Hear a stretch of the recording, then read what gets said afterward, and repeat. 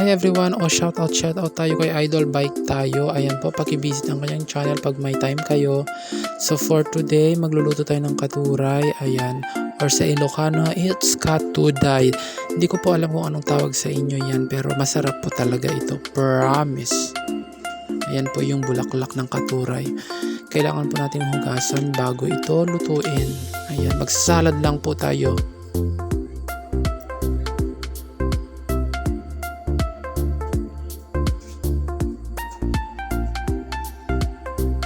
Ayan, kung nakikita nyo, puno yung kaserola pero maliit lang yan kapag naluto. Ayan. Ayan po, hugasan nating mabuti para tanggal yung mga dumi-dumi. Ayan.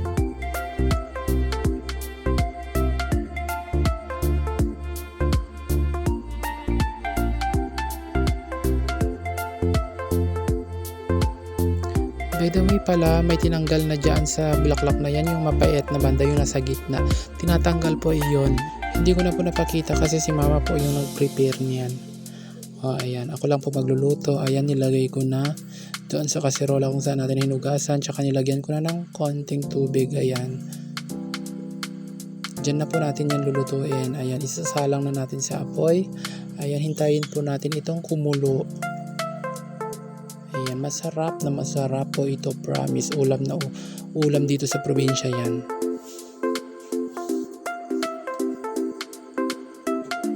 Ayan, maghintay-hintay lang tayo. Pag kumulo na, habang naghihintay tayo, i-prepare na natin ito. Hiwain na natin ang kamatis. Ayan. Diba, very ako sa kamatis. Sa mga latest video ko may mga kamatis din. Ayan, hinihiwa-hiwa ko. Pati yung yung sibuyas. Hihiwain natin yan maya-maya lamang. Ayan. Madali lang pong kumulo ito. Kaya medyo madaling lutuin.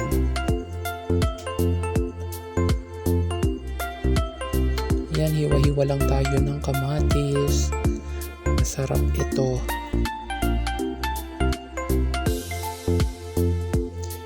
Ayan, kapag kumulo na, baliktarin natin para maluto yung nasa ibabaw. Ayan, para hindi ma-overcook yung nasa ilalim. Ayan, bali-baliktarin.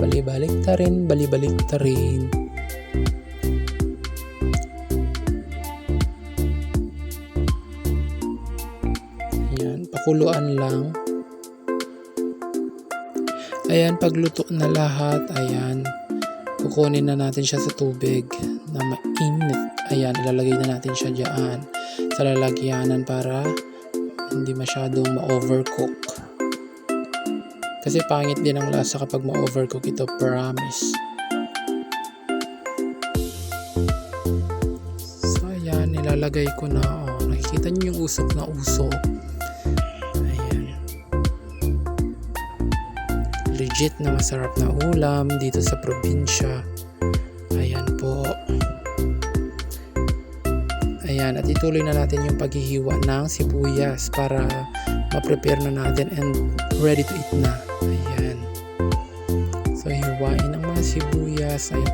Mas masarap yung maraming sibuyas, promise, kasi may lagyan natin ito ng bagoong later. Ayan, pampalasa doon sa pandagdag lasa doon sa bulaklak ng katuray.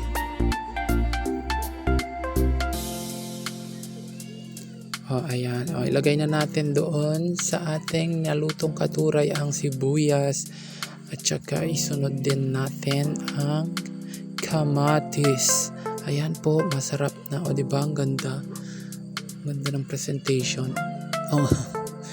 Pero masarap din to. Hindi lang yung presentation ang maganda. Masarap din ito. Ayan, nilagyan ko ng magic sarap. Magic sarap, baka naman. Ayan.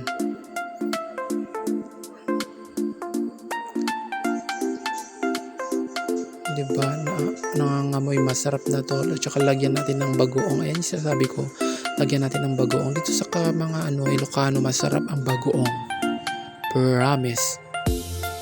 Ayan, kung napapansin nyo, lagi may bagoong ang ating ulam dito sa mga Ilocano. Relate sila dyan. Ayan, masarap na yan. Ayan.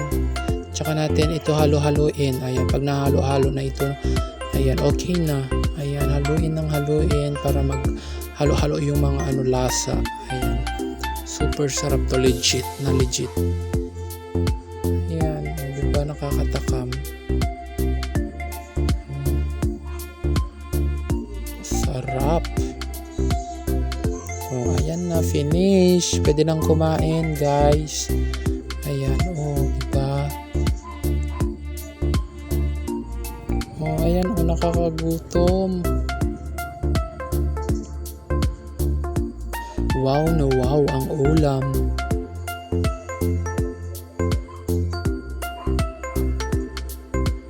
Ayan, maraming salamat. Ready to eat na. Ayan, guys. Kain po.